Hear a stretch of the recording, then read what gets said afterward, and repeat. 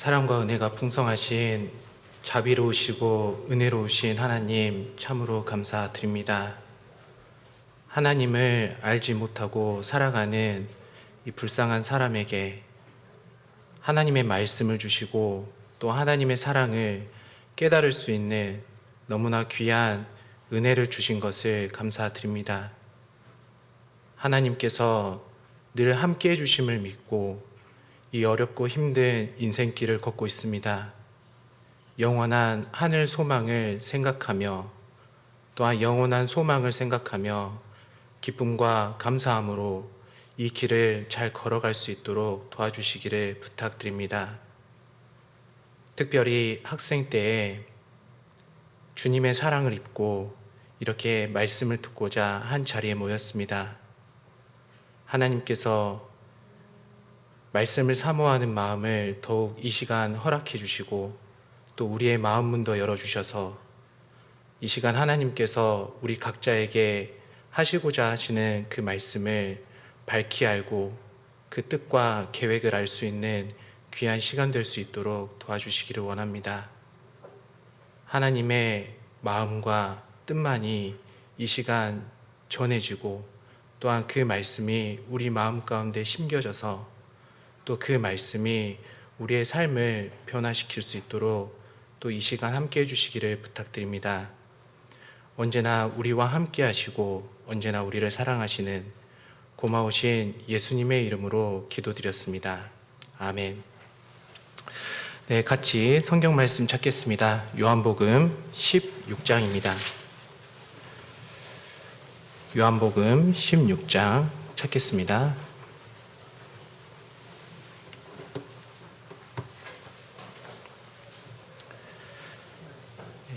요한복음 16장 7절 신약성경 176페이지 부근에 있습니다.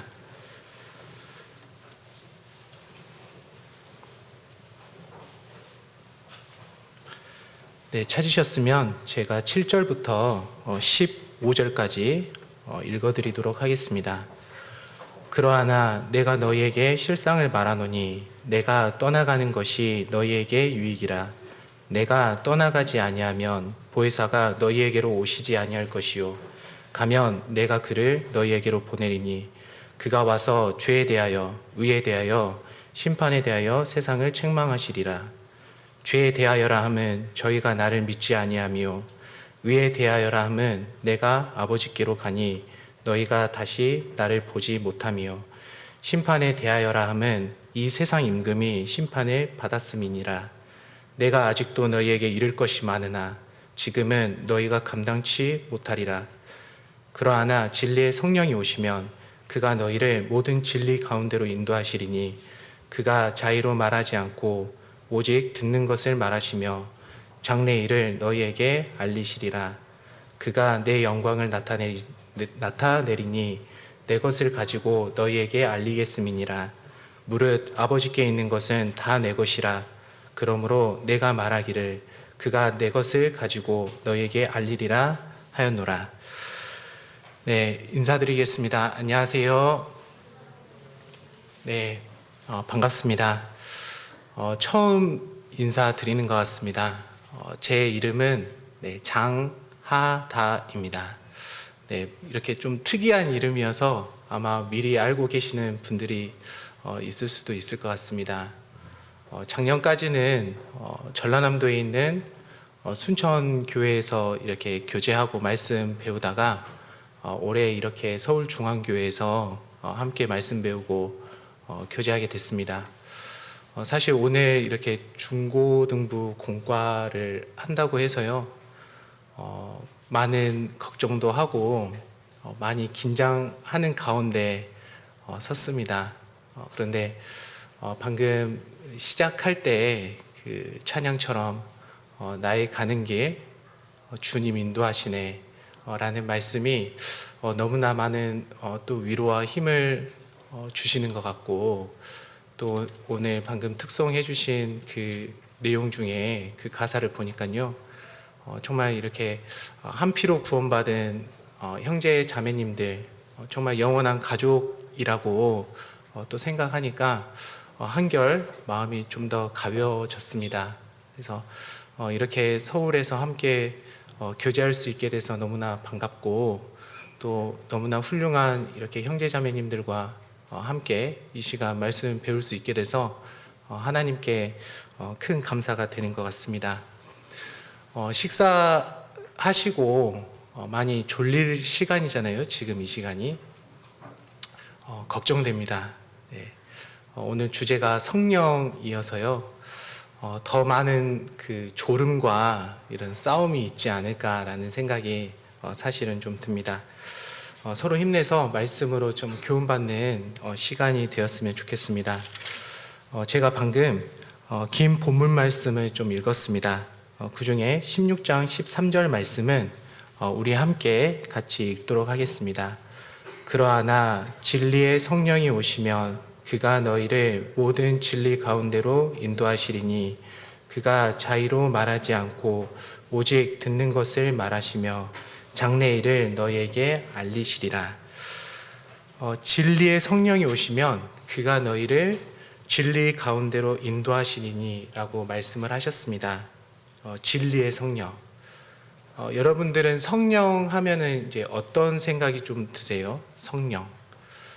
그동안 이렇게 많이 듣기는 들었는데 또 간증하거나 또 이렇게 교제하는 중에 이 성령에 대해서 많은 이야기들을 하는데 딱히 이렇게 뭔가는 알 것 같은데 말로 설명하기에는 좀 어려운, 반대로 예수님에 대해서 물어보면 예수님께서 이 세상에 왜 오셨는지, 그리고 예수님께서 이 세상에서 무슨 일을 하셨는지, 이런 것들에 대해서는 너무나 잘 설명을 할 수 있을 것 같아요. 집회 말씀을 우리가 많이 듣고 있습니다. 2월 달에도 중고등부 집회가 있었다고 알고 있습니다. 우리가 집회 말씀을 들을 때 예수님에 대해서 배우잖아요.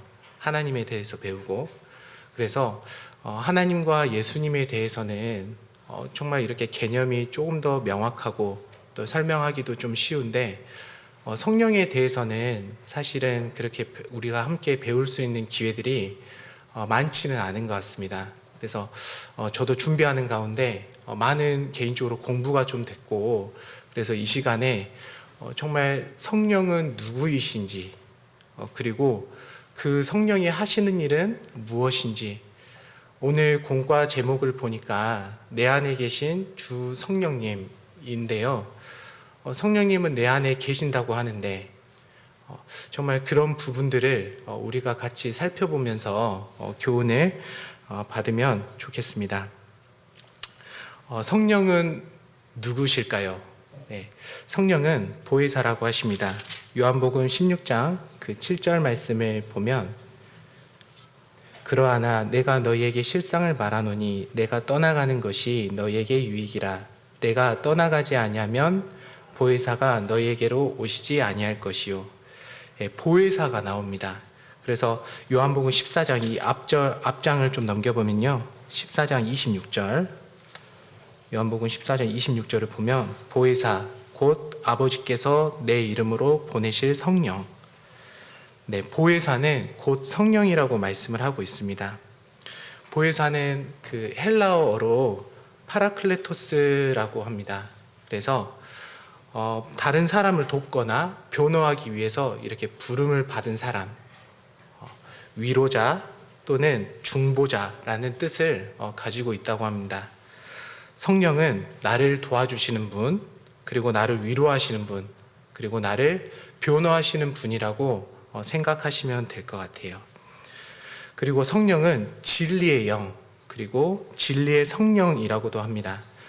방금 찾았던 요한복음 14장 16절, 17절 말씀을 보면요, 내가 아버지께 구하겠으니 그가 또 다른 보혜사를 너희에게 주사 영원토록 너희와 함께 있게 하시리니 저는 진리의 영이라, 진리의 영이라고 말씀을 하고 있습니다.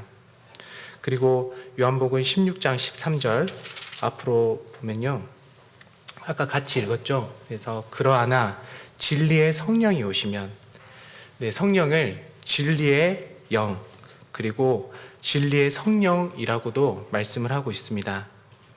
그리고 이 성령은 하나님의 영, 그리스도의 영이라고도 말씀하십니다. 로마서 8장 9절 말씀을 보면 만일 너희 속에 하나님의 영이 거하시면 너희가 육신에 있지 아니하고 영에 있나니 누구든지 그리스도의 영이 없으면 그리스도의 사람이 아니라고 말씀을 하십니다. 우리 속에 거하시는 성령을 하나님의 영 그리고 그리스도의 영이라고 말씀을 하시는 거예요. 성령은 보혜사라고도 하고 진리의 영, 진리의 성령, 하나님의 영, 그리스도의 영이라고 할 수 있습니다. 성령은 그 삼위일체에서 많이 이제 다뤄지고 있는 부분인데요. 삼위일체에서 제3위를 이제 차지를 하고 있는 게 이 성령입니다. 그래서 3위, 이제 세 가지 위치를 말씀을 하고 있어요. 세 가지 신분. 그래서 이 세 가지 위치는 각각 인격을 가지고 있습니다. 일체, 한 몸이라는 거죠. 그러니까 세 가지 위치에 따라 각각 인격을 가지고 있는데 결국에 하나라는 겁니다. 본질은. 그래서 본질이 하나, 한 하나님이라는 것을 성경을 통해서 잠깐 좀 살펴보도록 하겠습니다. 이 삼위일체에서 제1위를 차지하고 있는 분이 성부 하나님인데요. 고린도전서 8장을 찾겠습니다. 고린도전서 8장입니다. 고린도전서 8장 6절 말씀.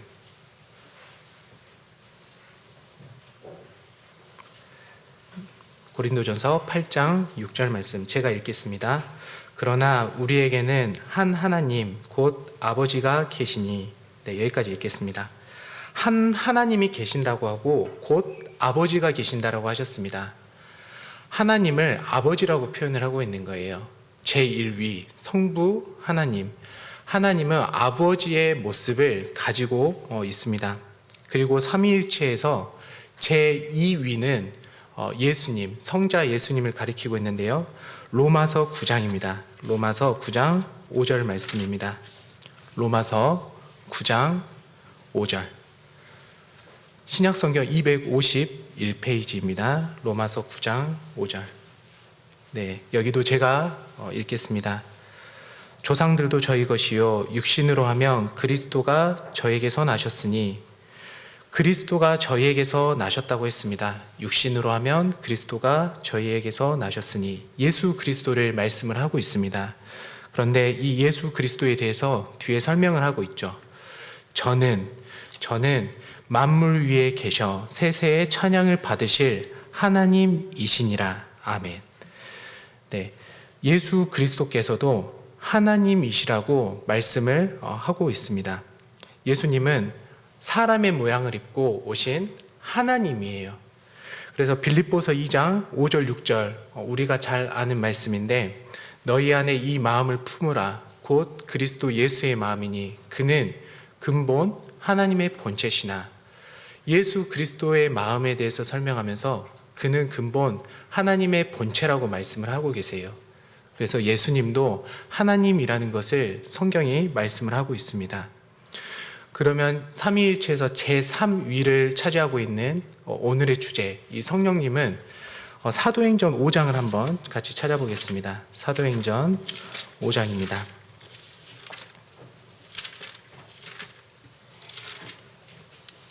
사도행전 5장 3절 4절입니다. 사도행전 5장 3절 4절. 네, 여기는 찾으셨으면 같이 한번 읽어보도록 하겠습니다. 베드로가 가로되 아나니아야 어찌하여 사단이 내 마음에 가득하여 내가 성령을 속이고 땅값 얼마를 감추었느냐. 땅이 그대로 있을 때에는 내 땅이 아니며 판 후에도 내 임으로 할 수가 없더냐. 어찌하여 이 일을 내 마음에 두었느냐. 사람에게 거짓말한 것이 아니요 하나님께로다. 네, 이 사도행전 5장 3절 4절 이 말씀은 이 아나니아와 삽비라 이 부부에 대해서 이제 말씀을 하고 있습니다. 이때 초대교회 당시에는 자기의 소유를 자기의 것으로 여기지 않고 사도들에게 다 갖다 줬습니다. 그래서 그 사도가 많은 성도들, 가난하게 사는 성도들에게 나눠주면서 핍절한 자가 없다라고 4장 후반부에 나옵니다. 이 아나니아와 삽비라도 동일하게 본인의 땅을 가지고 있던 그 땅을 이제 판 거예요. 팔아서 이제 많은 돈이 생겼겠죠. 그런데 마음에 이 돈에 대한 욕심이 있었습니다. 그래서 땅값 얼마를 이제 감추게 되는 거죠. 그리고 이제 사도에게 내니까 이 베드로 사도께서 이 3절에 그렇게 말씀을 하십니다. 내가 성령을 속이고 성령을 속였다라고 말씀을 하시면서 4절 후반부에 보면 사람에게 거짓말한 것이 아니요 하나님께로다. 그래서 이 베드로 사도께서는 정말 분명하게 성령과 하나님을 동일하게 말씀을 하고 계시는 겁니다. 그래서 제3위를 차지하고 있는 이 성령도 결국에 그 본질은 하나님이시다라는 것을 성경을 통해서 알 수 있는 겁니다. 성령님은 하나님이다. 이 하나님은 가지고 있는 기본적인 속성이 있는데요. 성령은 하나님이시기 때문에 이 성령님도 하나님께서 가지고 계시는 그 속성을 그대로 가지고 있어요. 그래서 첫 번째로는 전지하심, 모든 것을 다 알고 계신다는 거죠. 그리고 두 번째 전능하심, 모든 것을 다 하실 수 있는 겁니다. 그리고 세 번째 편재하심, 모든 곳에 다 계신다는 거예요. 그래서 고린도전서 2장 10절 말씀에 성령은 모든 것, 곧 하나님의 깊은 것이라도 통달하시느니라. 성령은 모든 것을, 하나님의 깊은 것도 통달하신다, 다 알고 계신다라고 말씀하고 있어요. 그래서 다른 모든 사람들은 모르는 것, 오직 하나님만 아시는 것을 성령님도 동일하게 알고 계시는 겁니다. 전지하심이죠. 그리고 스가랴 4장 6절 말씀에 보면 그 여호와께서 수룹바벨에게 하신 말씀이 이러하니라 하면서 이제 말씀이 나옵니다. 만군의 여호와께서 말씀하시되 이는 힘으로 되지 아니하며 능으로 되지 아니하고 오직 나의 신으로 되느니라. 이 수룹바벨은 성전을 재건한 총독입니다. 성전을 재건한 사람인데요. 하나님의 사역은 힘과 능으로 되는 것이 아니다. 오직 신으로 되는 거다. 성령님이 하실 수 있다라고 하나님의 사역을 명확하게 말씀을 하고 있습니다. 성령님은 전능하신 그 하나님의 속성을 그대로 가지고 있는 거죠. 그리고 시편 139편은 한번 같이 찾아보겠습니다. 시편 139편입니다. 7절.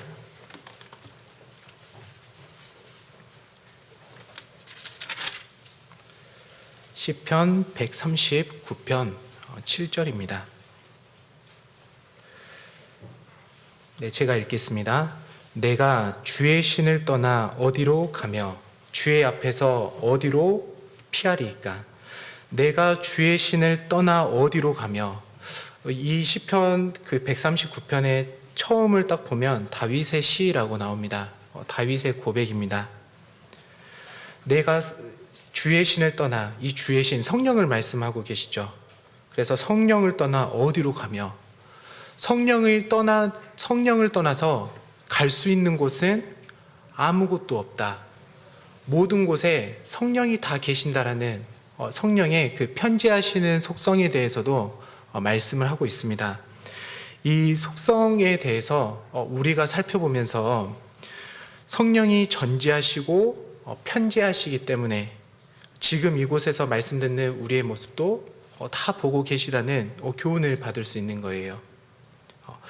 무엇이라도 내가 오늘 이 시간 정말 귀한 시간 내서 교회로 발걸음했는데 정말 지루한 말씀일 수 있지만 이 시간 내가 하나님께서 주신 교훈 하나라도 얻어서 가야겠다라는 마음을 가지고 있는 분들은 성령님이 지금 편지하시기 때문에 이곳에도 계시잖아요. 내 마음을 알고 계시는 겁니다. 그래서 정말 내가 간절하게 하나님께 교훈을 받고 하나님께서 주시는 은혜를 받고자 하는 그 마음으로 듣는 분들은 하나님께서 그를 깨닫게 해주시는 그 마음을 주시는 거예요. 그냥 시간이 흘러가는 대로 그냥 이렇게 졸고 정말 이 시간에 그냥 다른 생각하면서 보낸다면 하나님께서는 그것은 그냥 두고 보시는 걸 겁니다. 왜냐하면 각자 개인의 선택이기 때문에 그래요. 하나님께서는 우리에게 자유의지를 주셨다라는 것은 우리가 집회 말씀을 통해서 많이 들어서 알고 있습니다. 우리에게는 자유의지, 내 의지를 가지고 선택을 할 수 있기 때문에 내가 이 시간 그냥 흘러가는 시간으로 그냥 앉아있다 하더라도 성령님은 그냥 지켜만 보고 계시는 거예요. 안타까운 마음으로 그런 겁니다. 그래서 정말 우리가 성령의 편지하심, 정말 이곳에도 성령님께서 함께하고 계신다. 지금 내 옆에도 보이지 않지만 성령님이 함께하고 계신다라는 것만 우리가 믿고 있어도 늘 말씀 듣는 우리의 태도가 사실은 달라질 수 있을 거예요. 그리고 이 삼위일체에서 삼위는 각각 인격을 가지고 있다고 말씀드렸습니다. 성부 하나님도 인격을 가지고 계시고 성자 예수님도 인격을 가지고 계십니다. 그리고 성령 하나님도 인격을 가지고 계세요. 그래서 지적 능력을 가지고 계십니다. 고린도전서 2장 11절에 사람의 사정을 사람의 속에 있는 영 외에 누가 알리요? 이와 같이 하나님의 사정도 하나님의 영 외에는 아무도 알지 못한다라고 말씀하고 있습니다.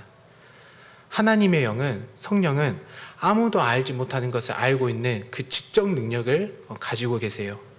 그리고 두 번째는 이성적 능력도 가지고 계십니다. 그래서 이 이성적 능력이라는 것은 판단하고 깨닫고 깨우치는 능력을 말씀을 하는 거예요. 그래서 에베소서 1장 17절 말씀을 보면 지혜와 계시의 정신을 너희에게 주사 하나님을 알게 하신다라고 말씀하고 있습니다. 지혜와 계시의 능력. 그래서 계시는 열어서 보여주다, 깨닫게 하다 이런 뜻을 가지고 있잖아요. 그래서 성령님은 깨닫게 하시고 판단하게 하시는 그 능력을 가지고 계시는 겁니다. 그리고 성령님은 감정도 가지고 계세요. 우리 사람이 가지고 있는 것처럼 이 감정을 그대로 가지고 계십니다. 그래서 로마서 15장 30절에 성령의 사랑으로 말미암아 성령의 사랑이 나옵니다.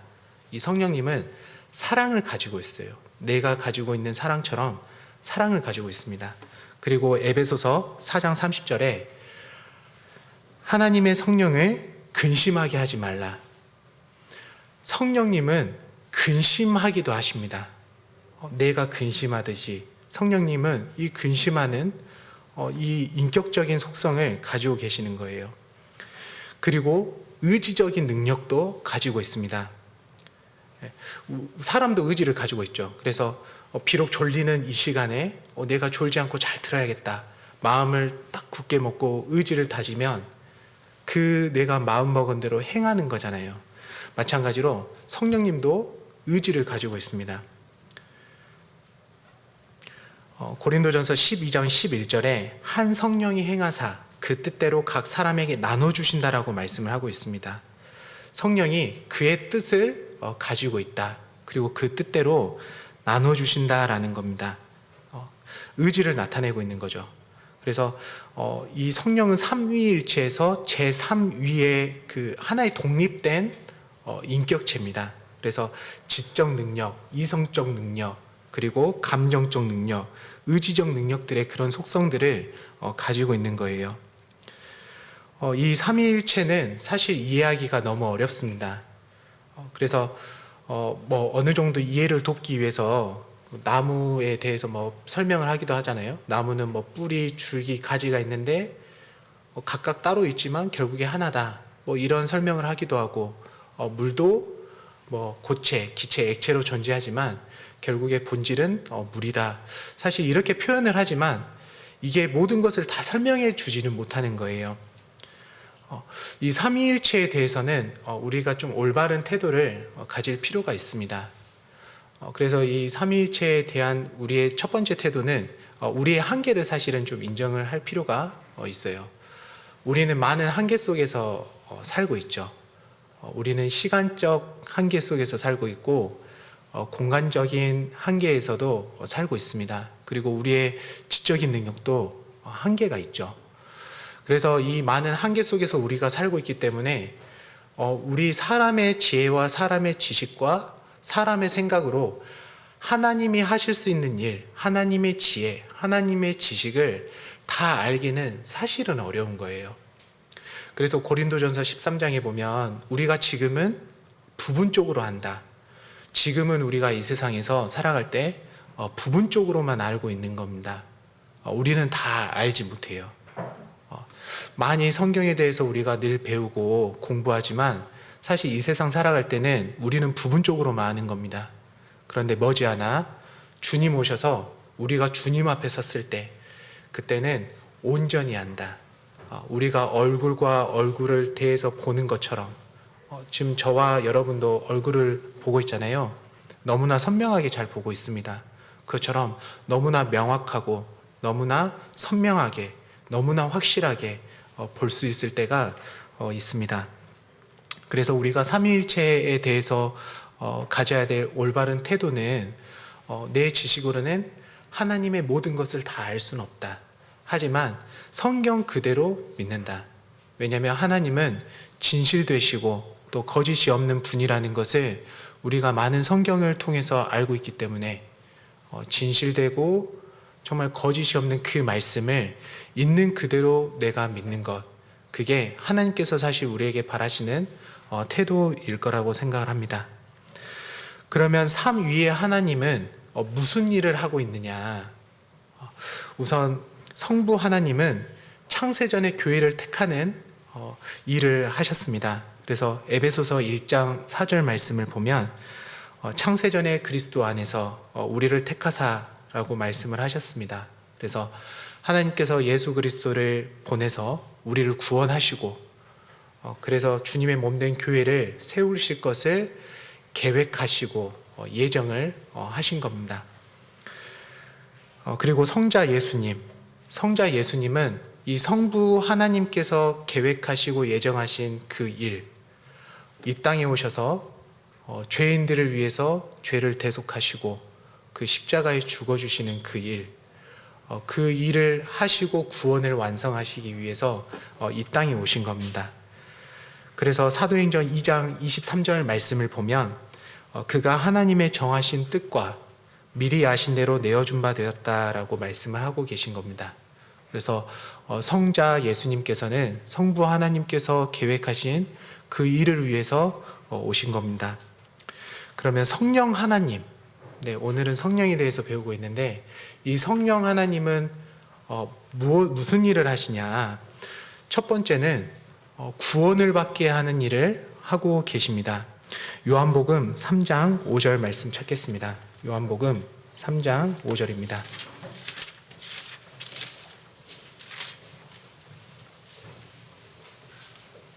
요한복음 3장 5절 제가 읽겠습니다. 예수께서 대답하시되 진실로 진실로 내게 이르노니 사람이 물과 성령으로 나지 아니하면 하나님 나라에 들어갈 수 없느니라. 사람이 물과 성령으로 거듭나지 아니하면 하나님 나라에 들어갈 수 없다라고 말씀을 하고 계십니다. 물은 속죄를 말합니다. 여기에서 물은 속죄를 말해요. 그래서 우리가 그 침례 받을 때 생각하면 물에 잠기잖아요. 물에 이렇게 딱 잠깁니다. 그래서 예수님의 그 죽음을 표현을 하는 거예요. 그 죽음에 우리가 같이 동참했다. 내가 함께 했다라는 뜻을 가지고 있죠. 그리고 물 밖으로 나오잖아요. 물 속에 계속 있으면 이제 죽잖아요. 그래서 물 밖을 나옵니다. 물 밖을 나온다는 것은 예수님께서 죽음 가운데서 부활하신 것을 말씀을 하고 계시는 거예요. 그 가운데 나도 함께 했다. 예수님의 부활에 나도 참여했다. 그래서 내 옛것은 죽고 새 것이 되었다라는 것을 말씀을 하고 있는 겁니다. 완전 새로운 탄생을 말씀을 하고 있는 거예요. 물은 속죄를 뜻하는 겁니다. 그리고 물과 성령으로 나야 된다. 이 성령님은 그 사실을 믿을 수 있도록 역사를 하시는 겁니다.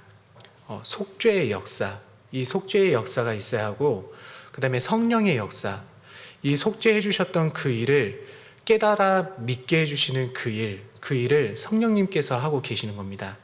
그래서 디도서 3장 5절 말씀에 보면 우리를 구원하시되 우리의 행한 바 의로운 행위로 말미암지 아니하고, 우리를 구원해 주시는데 그 구원이 우리의 의로운 행위로 말미암지 않았다, 의로운 행위로 구원받은 게 아니다라고 말씀하시면서 오직 그의 긍휼하심을 쫓아, 하나님의 긍휼하심, 하나님의 사랑, 하나님이 나를 불쌍히 여겨주시는 그 마음을 쫓아서 중생의 씻음, 거듭나고 성령의 새롭게 하심으로 하셨나니 성령으로 새롭게 된다라고 말씀을 하고 있습니다. 첫 번째, 성령님께서 하시는 일은 구원받게 해주시는 그 일을 하고 계시는 거예요. 그 일 덕분에 지금 우리가 이 자리에 앉아서 말씀을 배우고 있는 겁니다. 그리고 두 번째는 성령은 우리의 구원을 보증해 주시는 역할을 하고 있습니다. 이 말씀은 한번 찾아보겠습니다. 에베소서 1장입니다. 에베소서 1장.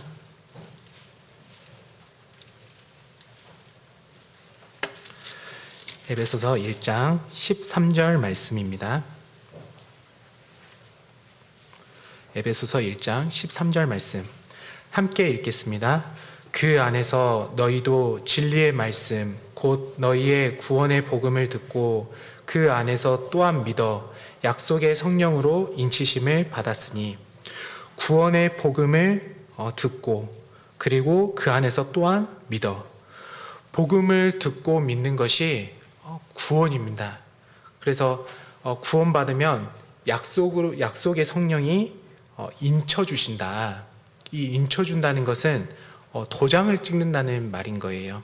그래서 우리가 집을 산다고 생각했을 때 이 집값을 다 치르게 되면 계약서에 도장을 이제 찍잖아요. 그래서 법적으로 내 집이 이제 된 겁니다. 그래서 이 집이 내 집이 맞나? 라는 게 헷갈렸을 때 뭘 꺼내보면 돼요? 이 계약서를 딱 보면 거기에 찍혀 있는 도장이 정말 이 집이 내 집이다 라는 것을 확인시켜 주는 겁니다. 성령님께서 해주시는 것이 이런 역할인 거예요. 내 구원을 보증해 주고 그 다음에 영수증과 같은 그 역할을 해주시는 겁니다. 고린도후서 1장 22절 말씀에 저가 또한 우리에게 인치시고 보증으로 성령을 우리 마음에 주셨느니라. 저가 여기에서 저는 하나님을 말씀을 하고 있습니다. 하나님께서 우리를 인쳐주셨다. 인쳤다라는 것은 이 소유권을 이제 표시를 하는 거예요. 그래서 고대 사회에서는 그 인을 친다는 것이 내 것이다라는 것을 이제 표현을 하는 거거든요. 그래서 하나님께서 우리를 인쳤다. 그 말은 내가 하나님의 것이 되었다. 하나님의 소유가 되었다라는 것을 말씀을 하고 있는 거예요. 그래서 그 보증, 그 영수증으로 성령을 우리에게 주셨다. 사도행전 2장 38절에도 죄사함을 받으면 성령을 선물로 주시리니 라고 말씀을 하고 있어요. 구원받으면 성령을 받는다고 했는데 이 구약시대와 신약시대의 성령을 받는 모습은 좀 차이가 있습니다. 그래서 이 구약시대에는 하나님을 나타내기 위해서, 그리고 이스라엘을 보호하시고 그리고 이제 다스리기 위해서 개인에게 성령이 임했습니다. 그런데 그 일을 다 하시고 아니면 그 개인이 죄를 지었을 때는 떠나기도 하시는 겁니다. 우리가 잘 아는 것처럼 사울이 처음에 하나님의 그 감동하심을 받고 그 여호와의 심이 임해서 성령을 받고 감동을 받는 장면이 나옵니다. 그런데 이 사울 왕이 교만해지죠. 교만해지고 하나님께 이제 묻지 않게 된 겁니다. 하나님 앞에서 이렇게 이제 죄를 짓는 거예요. 그랬을 때 하나님께서 그 여호와의 신이 그를 떠났다라는 장면이 사무엘상 16장 14절에 나옵니다. 다윗도 하나님 앞에서 큰 범죄를 하잖아요. 간음죄와 살인죄를 짓습니다.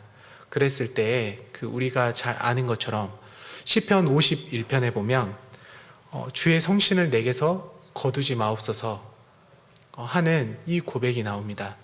구약 시대에는 언제든지 성령님이 오셨다가 떠나실 수 있는 거예요. 그런데 신약 시대에는 중간에 이 구약 시대 때처럼 떠나는 일이 없습니다. 그래서 요한복음 14장 16절 아까 읽었던 말씀을 우리가 보면 그가 또 다른 보혜사를 너희에게 주사 영원토록 너희와 함께 있게 하시리니 영원토록 너희와 함께 있겠다라고 말씀을 하고 계십니다. 성령님은 우리의 구원의 보증이 이제 되신다고 하잖아요. 그런데 때로는 우리가 구원 의심을 할 때가 많이 있는 것 같습니다. 특별히 중고등부 때는 더 이런 구원의 의심들을 많이 하는 것 같아요. 왜 내 삶에는 성령의 열매가 없을까? 왜 나는 아름다운 열매를 맺지 못할까? 왜 나는 빛의 자녀처럼 살지 못할까? 늘 내 삶을 봤을 때 열리는 그런 결과물들이 늘 성경적이지 않고 정말 하나님에 속한 것이 아니라 너무나 세상에 속해 있는 내 모습들을 보면서 우리는 구원의심을 많이 할 때가 있죠. 마귀는 마태복음 4장에 보면 시험하는 자라고 나옵니다. 시험하는 자. 예수님도 시험을 했습니다. 마귀는요. 늘 우리를 넘어지게 이제 하는 거예요. 그래서 구원을 받고 더 열심히 주님에서 살고 또 말씀 들으면서 더 성장하고 더 전진하는 삶을 살아야 되는데 늘 그 구원의심하는 그 일에 내 삶을 딱 묶어버리는 겁니다. 그래서 더 이상 성장하지 못하도록 그리고 하나님 위해서 더 이상 전진하는 삶을 살지 못하도록 마귀는 우리를 늘 시험을 하고 있습니다. 구원의심을 중고등부 때 좀 이렇게 많이 하게 되기도 하고 또 상담도 많이 받잖아요. 그래서 이 부분도 잠깐 살펴보면 좋겠습니다. 요한복음 3장 6절을 한번 찾아보겠습니다. 요한복음 3장 6절입니다. 요한복음 3장 6절. 육으로 난 것은 육이요 성령으로 난 것은 영이니. 네, 육으로 난 것은 육이라고 했고 성령으로 난 것은 영이라고 했습니다. 육과 영혼을 분리시키고 있는 거예요. 그래서 육체에서 난 이 육신, 육으로 난 것은 육이잖아요. 육체에서 난 이 육신은 영원히 끝까지 육신이라는 거예요. 무슨 말이냐면 우리의 원래 본성은 악하고 끝까지 변하지 않는다. 늘 이 죄성을 가지고 있다는 것을 말씀하고 있습니다. 성령으로 난 것은 영이라고 했습니다. 아까 물과 성령으로 거듭나는 것이 영혼이라고 말씀을 하고 있는 거예요. 그렇다고 하면 그 바울 사도께서 고백하신 게 조금은 이해가 되는 겁니다. 갈라디아서 5장 16절 17절에 보면 육신의 소욕이 나오고 성령의 소욕이 나오죠. 그래서 이 육신의 소욕은 성령을 거스르게 하고 그리고 성령의 소욕은 육체를 거스르게 한다. 서로 대적하는 겁니다. 그래서 주님의 뜻대로 살지 못하도록 하고 있는 건데요. 로마서 7장 21절에도 바울 사도께서는 이렇게 고백을 합니다. 내가 한 법을 깨달았다.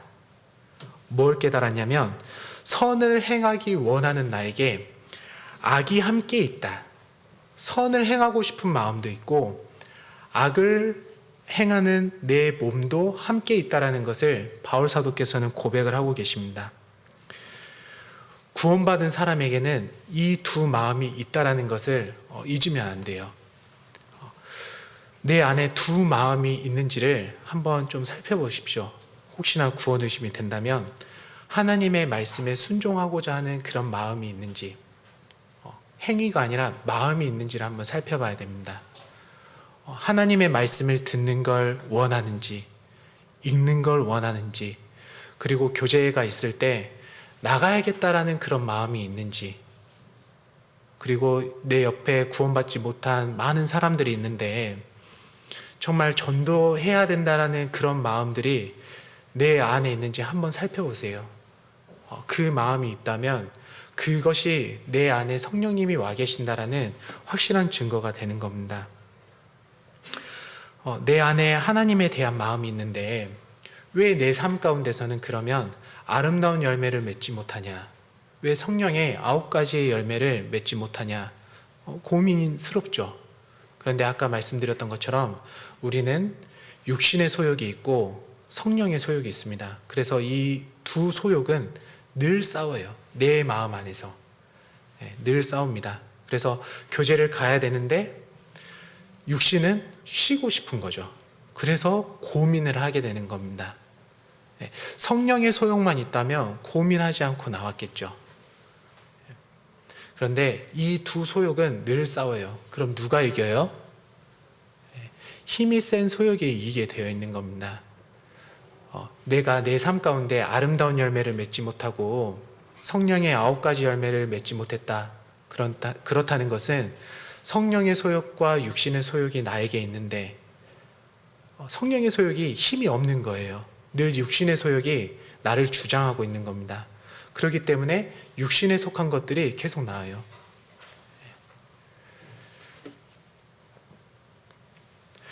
우리는 신앙생활하면서 이 성령의 소욕과 이 육신의 소욕을 잘 제어를 할 필요가 있습니다.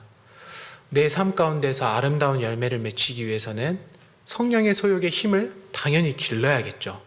그리고 육체의 소욕은 힘을 줄여야 되는 겁니다. 성령의 소욕은 어떻게 힘을 기를 수 있을까요? 우리의 몸도 힘을 기르려면 기본적으로는 밥을 잘 먹어야 돼요. 밥을 잘 먹어야, 특히 한국인은 밥심으로 산다고 하잖아요. 밥을 잘 먹어야 힘을 낼 수 있는 겁니다. 우리 내 성령의 소욕에게는 밥이 뭐예요? 말씀이죠. 말씀을 많이 들어야 돼요. 많이. 세상 음악을 들을 게 아니고 세상에 좋은 강의를 들을 게 아니라 늘 내 삶 가운데 말씀을 들을 수 있는 환경들을 만들어야 됩니다. 내가 말씀을 많이 못 읽더라도 지하철 타고 왔다 갔다 하면서 늘 말씀을 들을 수 있도록 내 스마트폰을 한번 점검할 필요도 있어요. 그래서 그 말씀을 많이 들었을 때 힘이 생기는 겁니다. 신명기 25장에 보면 아말렉에 대한 그 내용이 나오거든요. 이 아말렉은 이스라엘이 광야 생활할 때 늘 뒤를 쫓아다녀요. 그래서 이스라엘 무리에서 뒤처지는 그 사람들을 죽입니다. 그 일을 아말렉이 했어요. 근데 왜 뒤처질까요? 힘이 없는 거예요. 그래서 성경 말씀에는 너의 피곤함을 타서 내 뒤에 떨어진 약한 자, 피곤하고 약하기 때문에 자꾸 뒤처지는 거예요. 그러면 어떻게 돼요? 무리를 이탈하게 되죠. 바로 아말렉이 죽이러 가는 겁니다. 이 아말렉은 마귀잖아요. 우리는 이스라엘 백성과 같습니다. 광야길을 걷는 이스라엘 백성은 지금 우리예요. 이 세상에서 우리는 광야길을 걷고 있죠. 그러면은 정말 우리가 피곤하지 않고 정말 약해서 뒤처지지 않으려면 뭘 먹어야 되냐면 만나를 먹어야 됩니다. 이 만나는 하늘 양식이라고 말씀하잖아요. 하늘에서 주는 양식입니다. 그런데 이 양식은 내가 찾아서 먹어야 되는 거예요. 그냥 먹게 해주신 게 아닙니다. 내가 늘 수고로이 나가서 이 만나를 걷어들여서 정말 요리를 해서 내가 먹어야만 힘이 되는 거예요. 그래야 피곤하지 않고 정말 힘있게 그 무리 가운데서 같이 행진을 할 수 있는 겁니다. 우리가 이 시대, 광야 시대를 살면서 정말 필요한 것은 더욱 말씀인 것 같아요. 그래서 이 말씀을 정말 내 안에 풍성하게 듣고 또 읽고 묵상하면서 그걸 내 힘으로 만들어야 정말 내가 이 광야길을 걸어갈 때 힘있게 살 수 있는 겁니다. 소는 되새김질을 하죠.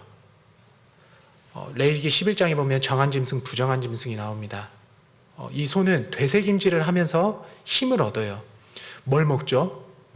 좋은 고기를 먹나요? 아니면 좋은 탄수화물을 먹나요? 그런 건 아니잖아요. 지푸라기 먹어요. 지푸라기. 어떻게 보면은 보잘것없는 그 지푸라기를 먹으면서 소는 어마어마한 힘을 내면서 삽니다. 근데 그렇게 힘을 낼 수 있는 원동력이 어디 있어요? 되새김질에 있습니다. 우리도 말씀을 듣고 나면 늘 되새겨야 되는 거예요. 그냥 말씀을 듣고 흘려버리면 내 삶에 큰 유익이 없어요. 내 마음판에 새겨서 달려가면서도 읽을 수 있게 하라고 하나님께서 말씀하셨잖아요. 내 마음판에 새기려면 얼마나 고생해야 돼요? 얼마나 많이 생각하고 기억하고 내 마음판에 새기려면. 돌에 글자를 새기려고 해도 많은 노력이 필요합니다. 우리가 메모할 때는 연필로 종이에 메모할 때는 쉽게 쓰잖아요. 근데 그만큼 쉽게 지워져 버려요. 그런데 돌에 새긴 것은요, 돌에 새길 때는 많은 수고로움이 있고 어려움이 있고 많은 시간이 필요하고 많은 열정, 내 마음이 필요하지만 한번 돌에 새겨져 있는 것들은 쉽게 지워지지 않습니다. 그래서 우리가 말씀을 들을 때 정말 많이 들어야 되는 거예요. 그리고 육신의 소욕도 있죠. 이 육신의 소욕은 힘을 죽여야 되는 거예요. 어떻게 힘을 죽여야 되냐? 완벽하게 내 삶 가운데서 제거를 해야 되는 겁니다. 레위기 14장에 보면 이 색점에 대해서 나오거든요. 이 색점이 뭐냐면 그 집의 벽에서 벽에 생기는 약간 곰팡이 같은 겁니다. 이 색점은 문둥병과 같아서 퍼져요. 곰팡이도 집에 이렇게 많이 습해지고 하면 벽에 곰팡이가 쓸고 이 곰팡이가 계속 퍼지잖아요. 관리하지 않으면. 이 색점을 하나님께서 어떻게 하라고 했냐면 그 색점이 핀 그 돌을 다 제거해서 성 밖 부정한 곳에 버리라고 했습니다. 어디에 버리냐면 성 밖에 버리는 거예요. 성 밖. 우리는 어디에 살고 있어요? 성 안에 살고 있죠. 그리고 이 색점이 다른 데 퍼졌을 수 있기 때문에 그 집에 있는 그 사면을 다 긁으라고 했습니다. 그래서 흙이 나오잖아요. 예전에 흙벽돌을 썼기 때문에 흙이 나오면 그것도 성 밖 부정한 곳에 버리라고 했어요. 성 밖에 버리라고 하는 게 무슨 의미냐면 내가 완벽하게 제거를 하라는 겁니다. 내 옆에 둘 게 아니라 완벽하게 내 삶 가운데서 없애라고 말씀을 하는 거예요. 하나님께서 솔로몬에게도 말씀하셨죠. 이방 여인 가까이 하지 말라고. 왜 가까이 하지 말라고 했냐면 가까이 하면 유혹을 받고 넘어진다는 것을 하나님은 알고 계셨어요. 그런데 솔로몬은 어떻게 했어요? 이방 여인을 가까이 했죠. 그리고 그 결과 넘어졌어요. 정말 그렇게 큰 강국이 이방 여인을 가까이 하는 그 죄로 시작해서 나라가 분열이 돼버립니다. 그리고 계속해서 악한 왕들이 나오는 거예요. 신앙의 교육에 있어서도 철저하게 실패했죠. 우리도 그 안에서 교훈을 받아야 됩니다. 육체의 소욕을 내 삶 가운데서 줄일 수 있는 방법 없애야 되는 거예요. 우리 그 육체 소욕을 가장 잘 자극하는 게 요즘은 보면 스마트폰인 것 같아요. 스마트폰. 이 스마트폰 하나 있으면 모든 죄를 다 지을 수 있습니다. 그렇지 않나요? 네. 눈으로도 죄 짓죠. 이 스마트폰만 있으면 눈으로도 죄 짓습니다. 귀로도 죄 짓죠. 입으로도 죄 짓고 마음으로도 죄 짓습니다. 네, 손으로도 죄를 짓죠. 이 스마트폰이 정말 어떻게 보면 요즘 살아가는 그리스도인들에게는 정말 가장 큰, 어떻게 보면 가장 이기기 어려운 육체의 소욕 중에 하나일 거라고 생각이 듭니다. 많이 그러실지 모르겠지만 잠자리 들기 전에 어떻게 해요? 피곤하다고 하면서 잠자리에 일찍 들긴 하지만 뭐예요? 스마트폰 딱 보잖아요. 그리고 기사도 보고 연예 기사, 스포츠 뉴스, 웹툰 뭐 이런 거 보다 보면 1시간, 2시간 뭐 유튜브 보면 뭐 새벽에도 뭐 잘 때도 있고 그러잖아요. 그러면서 시간을 허비하기도 합니다. 정말 내가 하나님의 뜻대로 살고 싶다. 내가 정말 성령의 열매를 맺고 싶고 내 삶 가운데 정말 아름다운 열매를 맺고 싶다. 이 육체의 소욕을 내 삶 가운데서 잘 제어해야 됩니다. 내가 이길 수 있는 힘이 없다라는 걸 인정하면요. 어떻게든 이걸 하지 못하게끔 만들어야 되는 거예요. 부모님의 도움을 적극적으로 받아도 됩니다.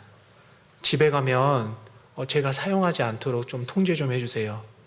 그런 것도 때로는 하나의 좋은 방법이 될 수도 있습니다. 제가 알기로는 지금 이렇게 말씀드리러 올 때는 스마트폰을 따로 뭐 이렇게 하지 않는다라고 들었는데요. 뭐 따로 걷고 있는지는 모르겠습니다. 좋은 것 같아요. 그러니까 더 집중할 수 있잖아요. 내 손에 스마트폰 있으면 이 시간에도 책상 밑에서 뭐 하고 있죠? 뉴스 보는 분들도 있을 수 있고 카톡 보내는 분들이 있을 수도 있고, 내 삶 가운데서 철저하게 없애는 것이 필요합니다. 그리고 정말 우리가 구원의심이 될 때 정말 필요한 것은 말씀으로 돌아가는 거예요. 하나님의 사랑을 다시 한번 회복하는 겁니다. 그래서 시편 51편의 다윗의 고백을 보면 주의 구원의 즐거움을 내게 회복시키시고 자원하는 심령을 주사 나를 붙드소서. 구원의 즐거움이 내 신앙에 자원하는 마음을 주는 겁니다. 구원의 즐거움이 적극적인 신앙의 모습을 가져다 주는 거예요. 고린도후서 5장 14절에도 그리스도의 사랑이 우리를 강권하신다고 말씀하십니다. 그리스도의 사랑이 내 삶의 원동력이 되는 거예요. 아름다운 열매를 맺고 싶다. 그러면 그리스도의 사랑을 더욱 많이 확인해야 됩니다. 많은 집회 말씀을 들으면서 어떠한 사랑을 나에게 주셨는지, 그래서 하나님의 자녀라 일컬음을 주셨는지 그것을 늘 생각할 필요가 있습니다. 정말 그랬을 때 성령의 소욕이 정말 육체의 소욕보다 더 강해지면 내 삶 가운데 아름다운 더 열매를 많이 맺게 되고, 또 우리는 구원의 의심으로부터 해방될 수도 있습니다. 다시 돌아와서 성령이 하시는 일을 좀 계속 살펴보겠는데요. 세 번째는 성령님은 교회를 통해서 말씀하고 있는 일을 하십니다. 그래서 빠르게 좀 말씀드리겠습니다. 요한계시록에 보면 7교회가 나오죠. 2장 3장에 7교회가 나오는데 이 7교회에 칭찬도 하고 또 책망도 하십니다. 그런데 항상 이 7교회의 마지막 그 문구는 귀 있는 자는 성령이 교회들에게 하시는 말씀을 들을지어다 라고 항상 끝맺고 있습니다. 그래서 2장 7절, 11절, 17절, 29절, 그리고 3장 6절, 13절, 22절에 보면 동일하게 귀 있는 자는 성령이 교회들에게 하시는 말씀을 들을지어다 라고 말씀을 하고 있어요. 성령님은 지금도 교회를 통해서 말씀을 하시죠. 내 개인에게 말씀을 하시는 게 아니라 교회를 통해서 말씀하고 있습니다. 그러면 우리가 하나님의 생각, 하나님의 마음, 하나님의 뜻, 그 계획 어디서 제일 잘 알 수 있어요? 교회를 왔을 때, 교회 와서 교제할 때, 교회 와서 말씀 들을 때, 그때 하나님의 뜻과 마음, 계획 잘 알 수 있는 겁니다. 그리고 네 번째로 성령님은 행하게 하시는 일을 하시는 거예요. 그래서 빌립보서 2장 13절에 너희 안에서 행하시는 이는 하나님이시니 자기의 기쁘신 뜻을 위하여 저희로 소원을 두고 행하게 하신다라고 말씀하고 있습니다. 성령님께서는 하나님의 기쁘신 뜻을 위하여 소원을 두게 하시고 행하게 하신다라고 말씀하고 있습니다. 우리 형제자매님들은 하나님을 기쁘시게 하는 소원을 가지고 있나요? 에베소서 5장 10절에 보면 주께 기쁘시게 할 것이 무엇인가 시험하여 보라. 이 시험하다라는 것은 생각해 보라는 거예요. 주님이 무엇을 기뻐하시는지 생각해 보라. 요즘은 부모님이 뭘 기뻐하는지도 사실 잘 모르는 시대인 것 같아요. 그냥 나의 기쁨만 중요한 시대. 그래서 내 주변에 있는 사람은 무엇을 좋아하는지, 무엇을 기뻐하는지, 무엇을 바라는지 사실 잘 모르는 시대를 우리가 살고 있는 것 같습니다.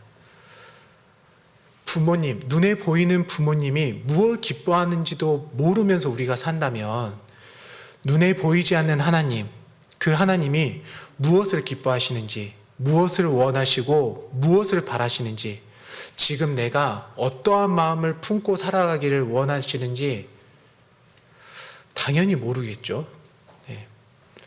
만약에 내 마음에 하나님을 기쁘시게 하는 그 소원이 내 마음에 없다. 그러면 정말 오늘 교제가 끝나고 집에 돌아가시면 한번 진지하게 고민을 해보시면 좋겠어요. 하나님은 무엇을 기뻐하실까? 성경을 통해서 한번 찾아보기도 하시고 또 교제하면서 한번 고민해 보셔도 좋겠어요. 그래서 정말 하나님이 무엇을 기뻐하시는지 정말 생각하고 그걸 내 마음에 소원으로 좀 삼으셨으면 좋겠어요. 우리의 소원은 통일 뭐 이런 거 말고요. 정말 하나님이 기뻐하시는 소원을 내가 가지고 살아가는 것. 정말 짧은 인생, 너무나 아름다운 시기에 구원받았잖아요. 중고등부 때 구원받은 건 너무나 큰 행복인 것 같아요. 왜냐하면 주님 위해서 살 수 있는 시간이 더 많잖아요. 더 건강할 때, 더 머리가 총명할 때, 주님 위해서 드릴 수 있는 것도 많고 주님 위해서 할 수 있는 게 너무 많은 시기잖아요. 주님이 무엇을 기뻐하시는지 정말 내 마음에 소원으로 좀 삼으셨으면 좋겠습니다. 그리고 5번째, 성령님은 열매를 맺게 하시죠. 그래서 갈라디아서 5장 22절에 성령의 9가지 열매가 나옵니다. 그리고 6번째, 성령님은 우리의 삶을 인도하시죠. 그래서 로마서 8장 14절에 보면 무릇 하나님의 영으로 인도함을 받는 그들은 곧 하나님의 아들이라 라고 말씀하고 계십니다. 하나님의 아들은 성령의 인도함을 받고 사는 사람들인 거예요. 사도행전을 보면 이 초대교회가 시작을 합니다. 예수님께서 부활승천하시고 또 오순절에 성령이 강림하신 그 이후부터 이 초대교회가 시작되는 모습이 나옵니다. 이 사도행전은 우리가 잘 알다시피 성령행전이라고 할 정도로 이 성령의 역사가 사실 가장 잘 두드러지게 나와 있는 성경입니다. 근데 이 사도행전 13장을 보면 사도 바울의 그 1차 선교 여행이 이제 나오는데요. 사도행전 13장을 보면 성령님의 보내심을 받고라는 말씀이 있습니다. 성령님의 보내심을 받고. 사실 이 전도 여행의 시작은 사도 바울께서 계획하신 게 아니에요. 성령님께서 그 성령님의 계획과 인도하심으로 이 사도 바울의 그 전도 여행이 시작이 된 겁니다. 그리고 16장에는 2차 전도 여행이 나오죠. 그래서 그 사도 바울께서는 아시아와 비두니아로 이제 가기를 원했으나 성령님께서 가지 못하게 막으시잖아요. 그래서 어디로 가죠? 마게도냐로 이제 갑니다. 그 마게도냐로 가서 거기서 루디아가 구원을 받고 그 가정이 귀하게 쓰임을 받죠. 거기서부터 빌립보 교회가 시작을 하는 겁니다. 성령님의 그 계획하심이 있었죠. 그리고 그 길을 인도하시는 거예요. 잠언 16장 9절에 사람이 마음으로 자기의 길을 계획할지라도 그 걸음을 인도하시는 분은 여호와시다 라고 말씀하고 있습니다. 성령님께서 걷게 하시는 거예요. 사람이 자기의 길, 내 길을 내가 계획하죠. 내가 계획하면서 살고 있죠. 그런데 그 길, 때로는 그 길이 아니지만 길을 걷게 하시는 분은 성령님입니다. 때로는 우리가 생각하지 못한 많은 어렵고 슬픈 길을 걸을 때가 있죠. 지금 여기 앉아 계시는 우리 형제자매님들께서도 내가 계획하진 않았지만, 내가 생각하지 않았지만 어렵고 힘든 그 길을 걷고 있는 분들이 계실 수도 있을 것 같아요. 그러나 슬퍼하고 낙심할 필요는 없습니다. 왜냐하면 그 길을 인도하시는 분은 내가 아니거든요. 성령님께서 인도하시기 때문에 그 길이 비록 어렵고 힘들어도 슬퍼하거나 좌절할 필요가 없는 거예요. 시편 136편에 그 백성을 인도하여 광야로 통과케 하신 이에게 감사하라. 광야의 그 길을 걸었을 때를 감사라고 말씀하고 있는 거예요. 왜냐하면 그 인자하심이 영원함이로다. 인자하심이 영원하기 때문에 그렇습니다. 내가 걷는 길이 어렵고 힘들어도 그 길은 하나님 보시기에 가장 좋은 길이에요. 가장 선한 길, 내게 가장 필요한 길입니다. 신명기 8장에도 보면 이스라엘 백성을 광야로 인도하는 그 목적이 있죠. 그 이유가 신명기 8장 16절에 나오는데 마침내 내게 복을 주려 하심이니라. 하나님께서는 복 주시기 위해서 그 광야길을 걷게 하신 거예요. 광야길을 안 걸었다면 편할 수 있죠. 편할 수 있습니다. 고생 안 해도 돼요. 근데 광야길을 안 걸었으면 어떻게 돼요? 하나님께서 계획하신 그 복, 하나님께서 주시고자 하는 그 복을 받을 수가 없는 겁니다. 은혜 찬송에도 우리가 잘 아는 찬양이 있어요. 우리가 걷는 이 길은 보기에 좁고 험하며 찾는 이 매우 적어서 외롭지만. 이 찬양 많이 아실 텐데요. 우리가 걷는 길은 좁고 험한 길이죠. 그리고 찾는 자도 적어서 외로운 길입니다. 근데 만약 이 찬양이 여기서 딱 끝나면 우리의 인생은 어떻게 보면 이 세상에서 가장 불쌍한 인생이 될지도 몰라요. 그런데 우리 인생의 결말이 그 뒷부분에 나옵니다. 이 길 끝에는 우리 주님이 계셔 우리를 그 품에 안아주시리. 이 길을 가는 자마다 영원히 주와 살리라. 기쁨의 근원 되시는 우리 주님이 나를 품에 안아주신대요. 그리고 눈물도 닦아주시죠. 그리고 그 기쁨의 근원이 되시는 그 주님과 영원히 함께하는 겁니다. 우리의 결말은 다 정해져 있어요. 우리는 지금 가는 길은 다 과정이에요. 과정. 결말은 늘 해피엔딩입니다. 그리스도인의 결말은 해피엔딩으로 정해져 있어요. 여기 끝나면 집에 가잖아요. 우리가 학교를 갈 때 어떤 소망을 갖고 가요? 빨리 수업 마치고 집에 갈 소망을 품고 가잖아요. 학교를 갔는데 학교가 없어요. 그냥 평생 학교에 있어야 돼요. 그러면 학교 가겠어요? 학교 안 가겠죠. 그런데 학교를 즐겁게 갈 수 있는 건 학교를 마치고 돌아올 수 있는 소망이 있기 때문에 그래요. 여기는 잠시 잠깐입니다. 과정이에요. 그래서 정말 이 길을 끝까지 우리가 참고 인내하면서 즐겁게 걸어가면 좋겠습니다. 시간이 너무 오래됐는데 죄송합니다. 빠르게 말씀드리겠습니다. 7번째 성령님께서 하시는 일은 우리를 증인되게 하시는 일을 하십니다. 그래서 사도행전 1장 8절에 오직 성령이 너희에게 임하시면 땅끝까지 이르러 내 증인이 되리라. 성령이 임한 우리에게는 전도의 사명이 있습니다.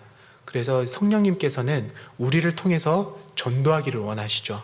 전도의 결실을 맺기를 원하십니다. 성령 충만하라고 에베소서 5장 18절에 말씀하고 있어요. 술 취하지 말라. 이는 방탕한 것이니 오직 성령의 충만을 받으라. 우리가 성령을 충만하게 살아야 되는 이유가 있죠. 그 이유는 바로 전도하기 위해서입니다.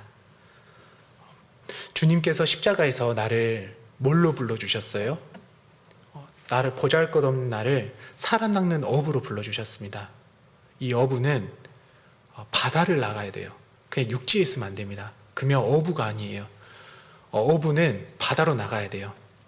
그냥 배만 타고 있다고 해서 어부가 아닙니다. 그물을 내려야죠. 그물을 던져서 물고기가 잡히든 잡히지 않든 그물을 건져야 어부라고 할 수 있어요. 우리도 사람 낚는 어부잖아요.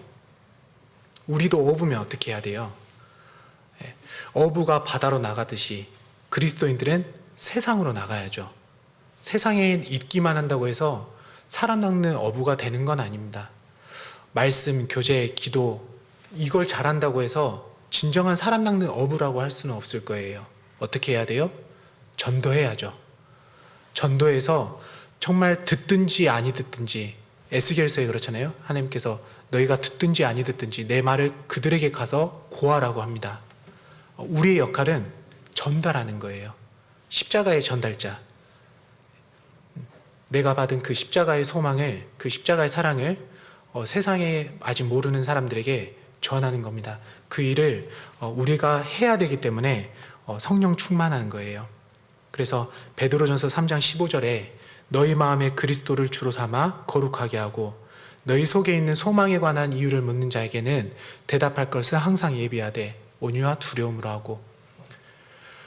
나에게 소망에 관한 이유를 묻는 자가 혹시 있습니까?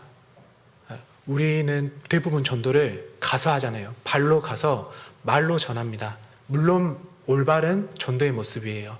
그런데 더 합당한 모습, 더 좋은 모습은 뭐냐면 나에게 소망에 관한 이유를 묻는 자가 있어야 되는 거예요. 나에게 소망에 관한 이유를 묻는 자라는 것, 그 자가 있다라는 것은 내 삶이 세상과 구별됐다는 거죠. 세상 사람들도 구별된 그 생활을 구별할 수 있는 능력이 있어요. 그래서 우리에게는 정말 그 소망에 관한 이유를 묻는 자가 내 삶 가운데 있어야 됩니다. 그걸 위해서는 그 앞절에 있는 것처럼 너희 마음에 그리스도를 주로 삼아 거룩하게 하고, 우리 마음에 그리스도를 주로 삼아 거룩하게 해야 됩니다. 내 마음의 주님을, 주 성령님, 오늘 공과 제목인 것처럼 내 안에 계신 주 성령님이잖아요. 내 마음 가운데 주인을 성령 하나님으로 채우면 내 삶은 거룩하게 되는 거예요. 주인은 뭐냐면, 내 마음 가운데 그 주인은 뭐냐면 뭐든지 주인의 뜻에 굴복하는 거예요. 내 감정, 내 시간, 내 물질, 내 마음, 내 자존심, 내 모든 것을 주님의 뜻에 굴복하고 주님의 뜻에 순종하는 겁니다. 그랬을 때 내 삶이 거룩해지고 소망에 관한 이유를 묻는 자가 생기는 거예요. 그랬을 때 내 삶 가운데 더욱 아름다운 열매, 그리고 전도의 열매가 맺힐 수 있는 겁니다. 마지막으로 정말 우리 형제자매님들 너무나 귀한 시간에, 그리고 너무나 아름답고 좋을 때, 이때에 정말 구원받고 정말 내 마음 가운데 주 성령님을 내 삶의 주인, 내 마음의 주인, 이렇게 모실 수 있는 건 가장 큰 축복이에요. 그래서 그 축복을 정말 축복이라고 생각하시고 정말 행복하다고 생각하시고 그렇게 힘있게 사셨으면 좋겠습니다. 같이 기도하고 마치겠습니다. 사랑과 은혜가 풍성하신 하나님, 참으로 감사드립니다. 우리에게 말씀을 주시고 또 말씀을 배울 수 있는 시간과 마음과 발걸음을 주셔서 감사합니다. 너무나 아름답고 너무나 좋을 때에 구원을 받게 해주셨습니다. 하나님께서 우리 각자에게 원하시는 그 뜻을 우리가 교회를 통해서 밝히 알고, 또 우리의 남은 인생이 더욱 하나님 앞에서 의미 있고 가치 있는 삶이 될 수 있도록 늘 함께 해주시고 도와주시기를 원합니다.